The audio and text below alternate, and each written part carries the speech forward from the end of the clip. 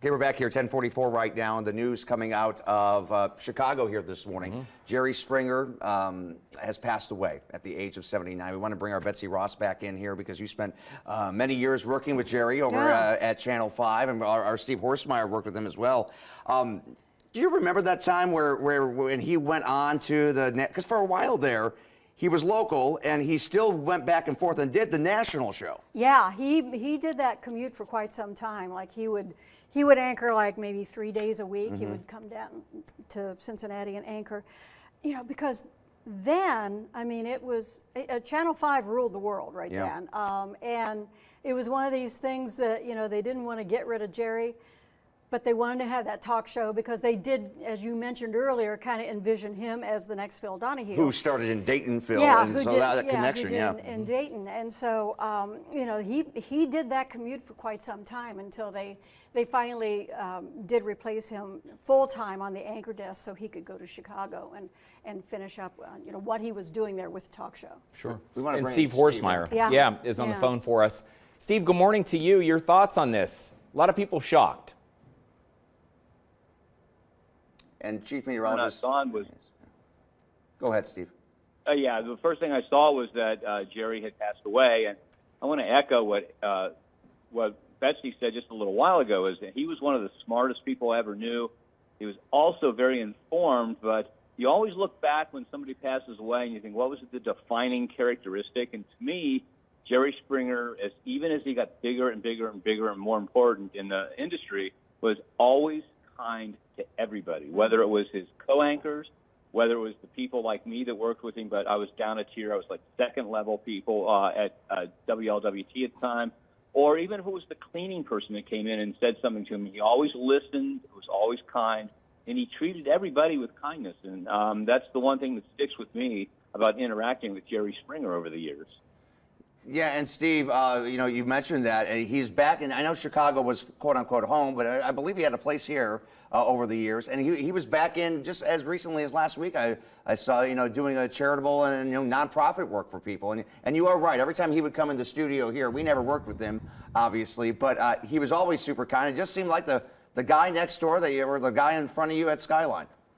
Yeah, absolutely. And like I said, I remember a couple times when the cleaning people would be coming through, and somebody would say, "Oh, I'm getting older and I don't feel good," and he would listen and, you know, give them advice like, "Oh, maybe you better see a doctor." But it was always genuine. It wasn't like, "Oh, let me say this so I can get on with what I'm doing." He was always willing to take time, listen, and be very nice to everybody. I mean, he treated everybody equally, and that's the thing that sticks with me about Jerry Springer. Well, and Steve, talk about his wide range of friends. I mean, whether you were at Channel 9, Channel 5, Channel 12, us here at 19, I mean, he really became friends with everybody in the community and was a champion of them as much as we were a champion of him. No, absolutely. I mean, Jerry was always willing to help people out, you know, his charity work and all that. And he didn't care if you were at a competitor station or whatever. He would always be willing to do whatever was going to help the people that, you know, people were trying to help. So Jerry, that just kind of fit with everything else he did. He was very smart, very in tune with everything going on politically, socially, and that. And he was, as I said, just nice to everybody and was willing to help whenever he could. Betsy, do you think that's what made him endearing to so many people? The fact that, I mean, hey, when he was mayor, there was a bump in the road, okay? Well documented. He even joked about it. Yeah. The show itself, you know, there's that, you know, when he went to Chicago and at the local NBC station there, you know, there was a big uproar. Their anchors walked off the set because they had Jerry doing commentary. I think that was MAQ at the time. Right. And then you had all the folks over the years saying, "What's this show? It's a circus."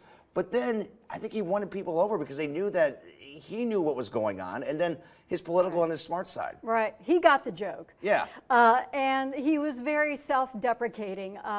You mentioned the little kerfuffle with the check, and he made fun of it himself. He was the first one that made fun of it. He knew that it was, you know, a knucklehead move. And then, you know, he stepped down and then he got reelected. Yeah. You know, that's how much of this city thought about him. And as you guys know, it's not often that this city embraces an outsider. Right. And they embraced Jerry just because he embraced them. And the one thing, and Steve, you can kind of echo this as well, you know, it's not everybody that can make that transition from being a politician to being on the air like this. And Jerry really embraced it. Jerry knew that, okay, I don't know anything about these lights and cameras and who's that guy that's pointing at cameras out there. Yeah. He learned.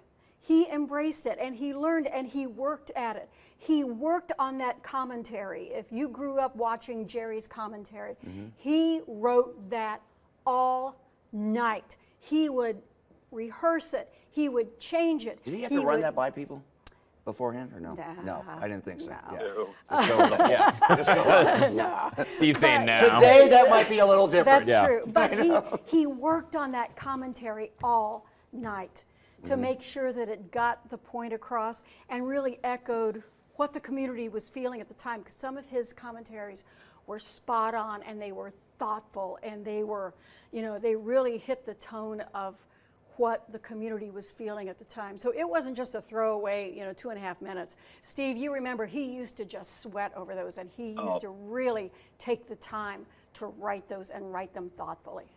Yeah, and I can still see him after he's been editing it for a while. He would stand up behind his chair and kind of rock back and forth and read it off the computer monitor, and you know, just to get a different perspective on it. And Betsy, I think the thing that summarizes how he felt about people, and remember his tagline on that was "Take care of yourself and each other," and that's exactly what Jerry Springer was about. Took care of himself, his family, but he also spent a lot of time taking care of everybody else out there.